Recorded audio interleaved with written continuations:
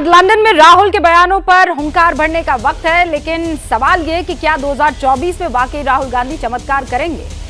क्या मुस्लिम ब्रदरहुड जिससे आरएसएस की तुलना की गई है, ये तुलना ठीक है? क्या राहुल को देश में बोलने नहीं दिया जाता है? क्या राहुल विदेश जाकर देश का अपमान करते हैं? और सवाल यह भी कि क्या चुनावी नतीजे राहुल को स्वीकार नहीं है, क्योंकि वो सब कुछ बयां करते हैं। हमारे साथ जो खास मेहमान आज जुड़े हैं, लंबा चौड़ा पैनल नहीं है, दो पार्टियां हैं, एक तो कांग्रेस और दूसरी बीजेपी। कांग्रेस इसलिए क्योंकि राहुल गांधी पर बीजेपी आरोप लगा रही है कि देश का अपमान करते हैं, उसका जवाब देंगे। और राहुल गांधी जिस तरीके से वहां ब्रिटेन में जाकर लगातार बीजेपी को घेर रहे हैं, उसका जवाब देने के लिए सुधांशु त्रिवेदी साहब, दोनों ही प्रवक्ताओं से इस बहस की शुरुआत। लेकिन शुरुआत अभय दुबे जी आपसे। दुनिया मोदी की तारीफ कर रही है और राहुल गांधी को लगता है कि मोदी हिंदुस्तान में लोकतंत्र का गला दबा रहे हैं। मुझे 5 महत्वपूर्ण बिंदु आज आप गिना दीजिए जिससे जनता क्लियरली ये मान ले कि मोदी लोकतंत्र की हत्या कर रहे हैं। रूबिका लियाकत जी, राहुल जी ने सबसे पहले ये बात नहीं कही।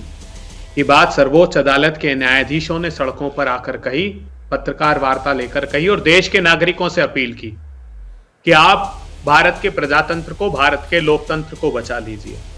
उसके बाद इस देश के इतिहासकार, कलाकार, कलमकार सड़कों पर आए और उन्होंने सरकार से आग्रह किया कि आप देश की जो विरासत हमारी है, साझी विरासत है, उसको बचाइए। असहिष्णुता बढ़ रही है। उन लोगों को भारतीय जनता पार्टी ने कहा ये तो अवार्ड वापसी गैंग के लोग हैं। इस देश के किसान सड़कों पर आए, उन्होंने कहा कि हमारे साथ अन्याय मत कीजिए, बर्बरता मत कीजिए, काले कानून मत थोपिए। 1 साल तक सड़कों पर पड़े रहे। भारतीय जनता पार्टी की सरकार ने संवेदना दिखाने की अपेक्षा उनकी पानी की लाइन तक काट दी, उन्हें खालिस्तानी पाकिस्तानी बताया, उनके राहों में कील और कांटे बिछा दिए। अनेक उदाहरण है इस देश में। अग्निवीर योजना के खिलाफ जो सेना में भर्ती होने वाले, अपने प्राणों को आहूत करने वाले लड़के सड़कों पर आए, उनको भी इन लोगों ने राष्ट्रद्रोही बता दिया।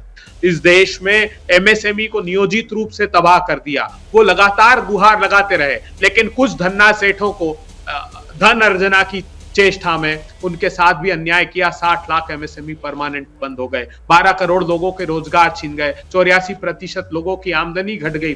कितनी पीड़ा और वेदना है। अगर उसको व्यक्त राहुल गांधी जी करते हैं तो इसमें भारतीय जनता पार्टी को तकलीफ क्या है? उन्होंने तो कहा है कि ये लोकतंत्र जब बचेगा, जब कंपैशन से, अफेक्शन से, डीपली हम लोगों को सुनना प्रारंभ करेंगे। भारतीय जनता पार्टी सुने। अगर प्रतिपक्षी दल का नेता मार्ग प्रशस्त करता है सरकार का, तो उस रास्ते पर आगे बढ़ करके देश को आगे बढ़ाना चाहिए। अपेक्षा इसकी कि 3-3, 4-4 मंत्री आकर के आलोचना करने लगते हैं राहुल गांधी जी की, हमें स्वीकार है, मगर देश को सही रास्ते पर लाने के लिए हर जो संभव कोशिश होगी वो की जानी चाहिए, और वही राहुल गांधी जी कर रहे हैं। ठीक है, क्या मजबूरी है मेरी, बताइए।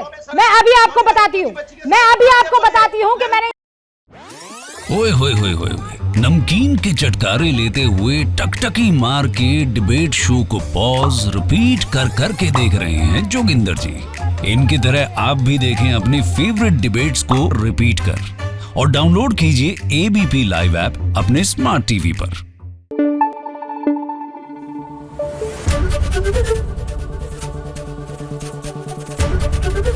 एबीपी न्यूज आपको रखे आगे।